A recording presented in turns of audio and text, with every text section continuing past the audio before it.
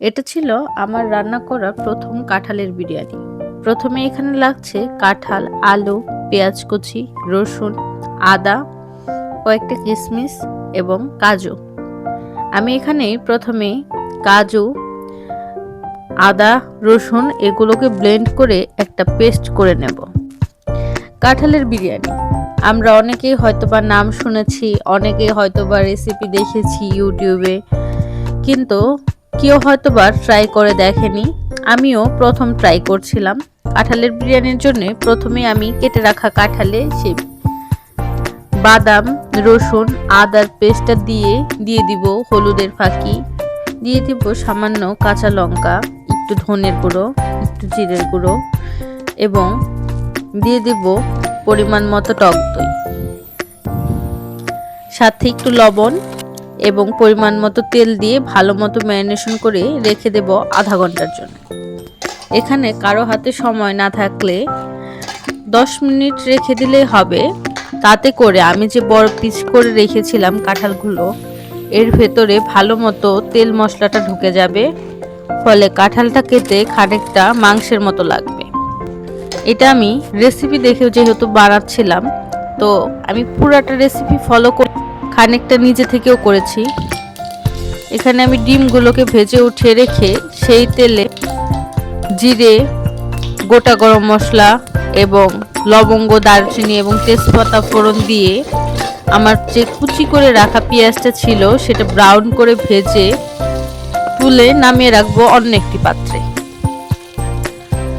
এখানে আমি যেহেতু পুরান পোলাও চাল ব্যবহার করছিলাম, বেশিরভাগ ভিডিওতে দেখাচ্ছিল বাসমতি চাল। যেহেতু আমরা বাঙালি, পোলাও চালটা আমাদের ঘরে থাকে, তাই এটা আমি পোলাও চাল দিয়ে একবারে সহজভাবে আখনি পোলাও বা আখনি বিরিয়ানি যেভাবে রান্না করে ওইভাবে রান্না করছিলাম, যাতে আমার 2-3টা বাসন না বের হয়। আসলে যেহেতু ফাঁকিবাজি রান্না রাত করে, তো ওইভাবেই রান্না করছিলাম।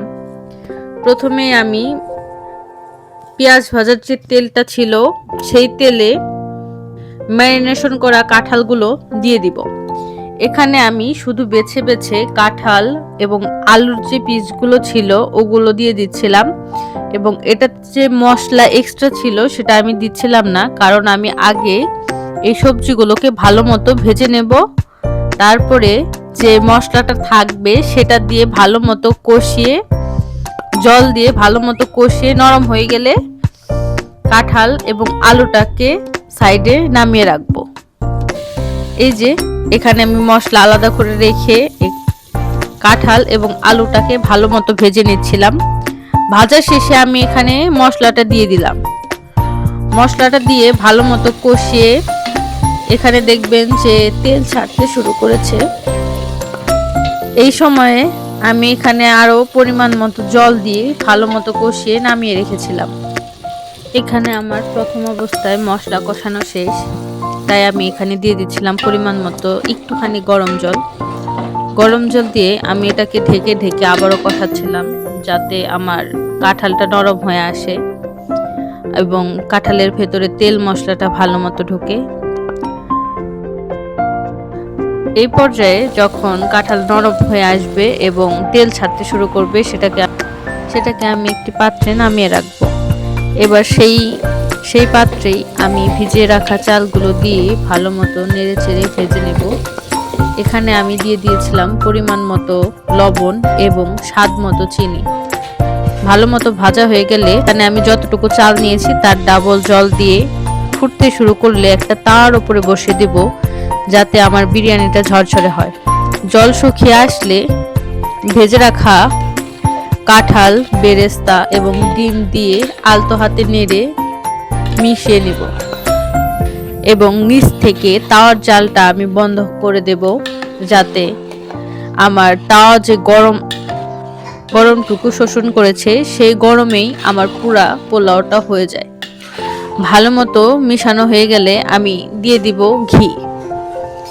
যেহেতু এটা একটা নতুন রেসিপি আমি ট্রাই করছিলাম, তাই এখানে বেশি করে ঘি দিচ্ছিলাম, যাতে একটু খেতে ভালো হয়। এবার ঘি দেওয়ার পরে আমি সেটাকে হালকা করে আরেকটু নেড়ে মিশিয়ে দিচ্ছিলাম। তারপরে আমি এটাকে ঢাকনা দিয়ে ঢেকে রেখে দেব 15 মিনিটের জন্য। 15 মিনিট এটা দমে থাকার পরে আপনা থেকে তুলতুলে এবং নরম হয়ে উঠবে। এই যে এভাবে চাপ দিয়ে ঢেকে রেখেছিলাম 15 মিনিটের জন্য। 15 মিনিট পরে দেখা যাচ্ছে আমার পোলাও রেডি, আমার কাঁঠালের বিরিয়ানি। এই তো, তারপরে আলতো করে একটু নেড়ে পরিবেশনা করলাম সবাইকে। যদিও এটা খেতে মোটামুটি হয়েছিল। যদি অনেস্ট রিভিউ চান তাহলে আমার কাছে 10-এ 6.5 মতো, কারণ মাংস ছাড়া বিরিয়ানি এর থেকে বেশি স্বাদ আশা করা যায় না। আর ভিডিওতে ভালো লাগলে অবশ্যই লাইক, কমেন্ট, শেয়ার করতে ভুলবেন না। আর কখন আমার বাসায় আসবেন, কাঁঠালের বিরিয়ানি রান্না করে খাওয়াবো। আর ভালো লাগলে অবশ্যই ট্রাই করবেন, ট্রাই করে দেখতে পারেন নতুন জিনিস।